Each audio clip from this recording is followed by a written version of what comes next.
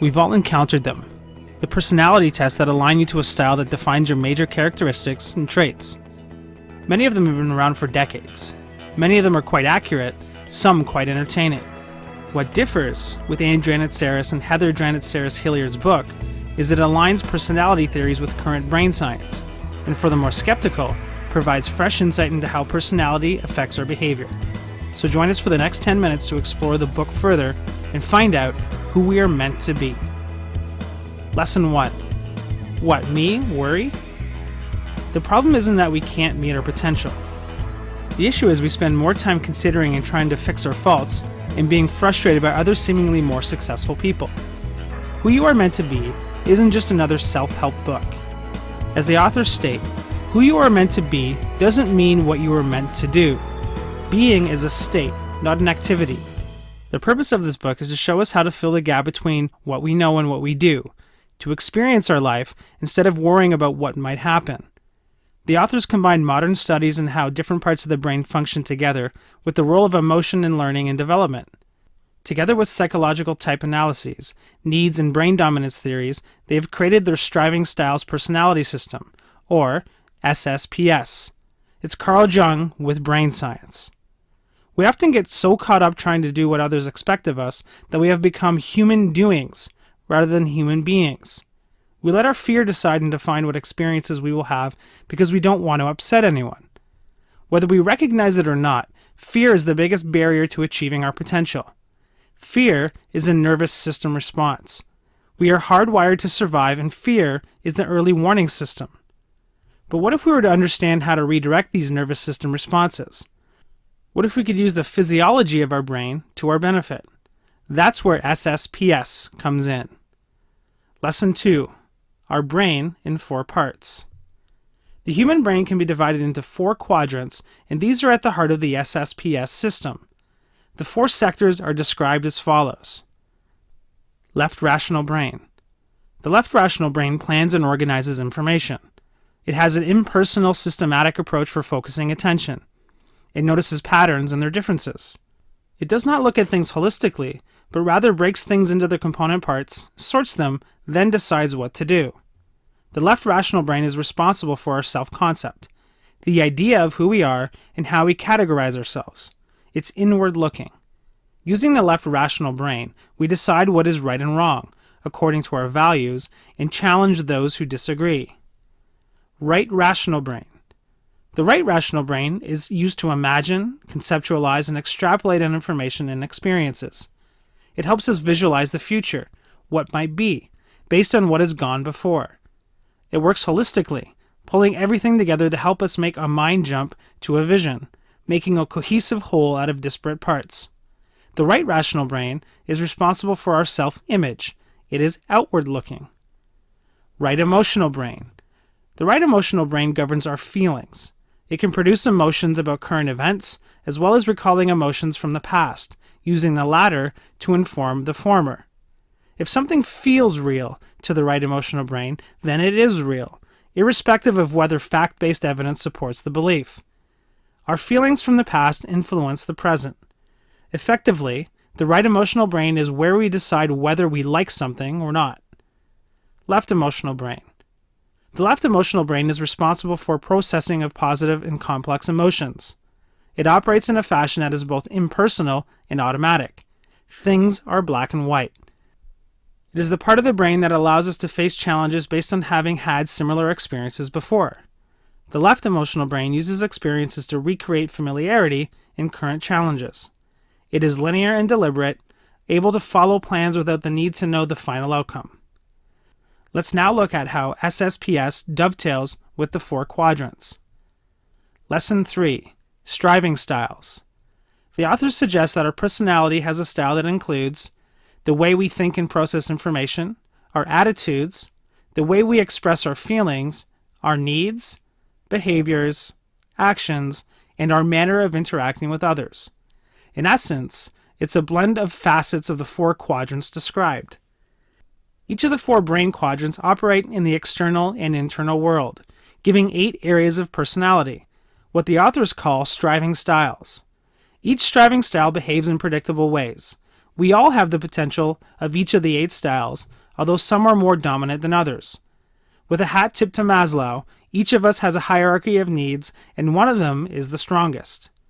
Consequently, we have one striving style that is our alpha, with the quadrant of the brain responsible for that style operating 100 times more efficiently than the other 3. Nevertheless, the other 3 quadrants have styles that we can develop and exploit as we need. The authors call these associate styles, and all 4, our alpha and 3 associates, are our brain blend. 2 styles of our blend will operate in the internal world, and 2 in the external world. But to be who we are meant to be, we need to learn how to use them together, our whole brain. Still with me? Perhaps describing each style might help. Lesson 4. Protective or actualizing. Before we get into outlining the styles, there's one more physiological influence we need to understand. Without getting too deep into anatomy, I think we can all agree that our brain is made up of 3 distinctive elements: the instinctual brain, the emotional brain, and the rational brain. Through their research, the authors have identified 2 different ways the brain is hardwired and have used these to further develop their system. First, there's what they've called the self-protective system. This is where connections are in place between our instinctual and emotional brains. It's there to protect us from real or perceived survival threats and is activated by fear and other associated emotions. The self-protective system is where most of us currently are. Then there's the self-actualizing system. This time, more activity happens between the emotional and rational brains. The system is used to set goals, imagine, and make decisions about our self-care. To truly be who we are meant to be, we need to spend more cognitive effort in the self-actualizing system, where dreams are fulfilled. Lesson 5. What's your style? It's not possible in this summary to help you identify what your alpha and associate styles are. You'll need to read the book and use the exercises within to help you do that. However, you may be able to pick out yourself in one or more of the following styles. The leader. Leaders are outgoing, direct, and upbeat. Work and being productive gives them a sense of authority. They have a passion for turning dreams into reality. The leadership style operates from the left rational brain, and therefore leaders focus more on thoughts about people rather than themselves. Leaders are dispassionate. However, they have a tendency to exert control. Leader relationships tend to be open, honest, and stimulating, and leaders are often loyal and committed partners and friends. If we look at the systems above, self-protecting leaders tend to overpower others and work to deny or repress their feelings and ignore those of others. The intellectual. Intellectuals are independent, focused, and self-sufficient.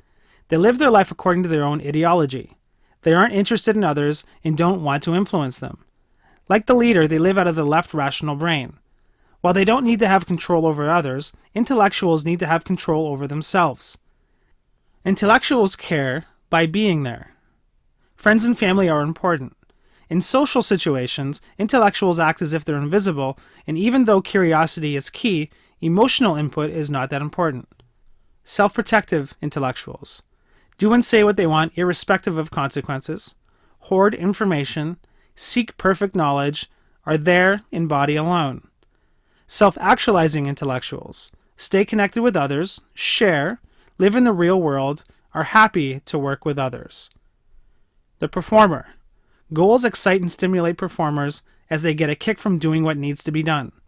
Performers are motivated to push themselves beyond what is thought normal. Performers operate out of the right rational brain. This part of the brain leaps to conclusions rather than analysis of facts. Performers focus on attainment of their self-image and love being with others, especially like-minded people. Self-protective performers act out in a flamboyant way, need an audience, ignore others, and do everything to excess. Self-actualizing performers share the spotlight, don't mind their own company, inspire people, and honor their commitments. The visionary. Visionaries believe in what they perceive and strive to live to ideals greater than what exists. Their trust in their vision never falters. Visionaries are imaginative and conceptual. Visionaries lead from the right rational brain connecting information, events, and situations. Visionaries seek to understand and connect with deeper meaning. Visionaries are introspective yet want to find out everything about you. Self-protective visionaries keep themselves at a distance in relationships, prone to conspiracy and paranoia, don't live in the real world, and want to be held in the highest regard. Self-actualizing visionaries work at sharing within relationships, tolerate feedback, take care of their physical and emotional well-being, and take fame in moderation. 4 more to go. Have you found yourself yet? The socializer. The socializer injects energy and enthusiasm into any social event. They like to get everyone into a good spirit. They are quick with compliments and encouragement. They live out of their right emotional brain.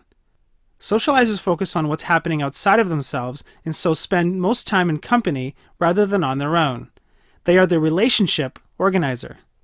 Self-protecting socializers must have validation from others, take everything personally, insist everyone does things their way, and see themselves as helpful and benevolent. Self-actualizing socializers are helpful to others at work, recharge at home on their own, tolerate disharmony, focus on others, not themselves, and stop themselves from being martyrs. The artist. Artists often stand alone, preferring independence and authenticity. While they may operate at the periphery of a crowd, their attire is often flamboyant and individual. Artists are part of what they create, all parts of the same whole. Artists often say they are non-creative, although they like to speak of what they have done for others. Artists live out of their right emotional brain with an inward focus. Everything that happens to an artist is an emotional experience. Self-protecting artists are judgmental, create intense emotional experiences, get hung up on their weaknesses, and can't assert themselves.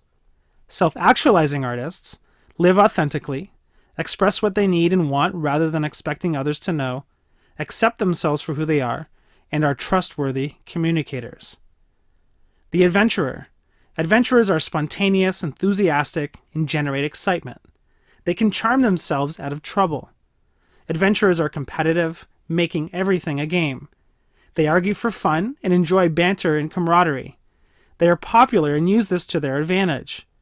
Adventurers live in the left emotional brain, the part responsible for producing sensations. Despite appearing as if they work from the seat of their pants, adventurers are organized and logical. Self-protecting adventurers want to live like Peter Pan, create crises, put themselves in harm's way. Self-actualizing adventurers take responsibility, follow through on commitments, and take calculated risks. And finally, the stabilizer.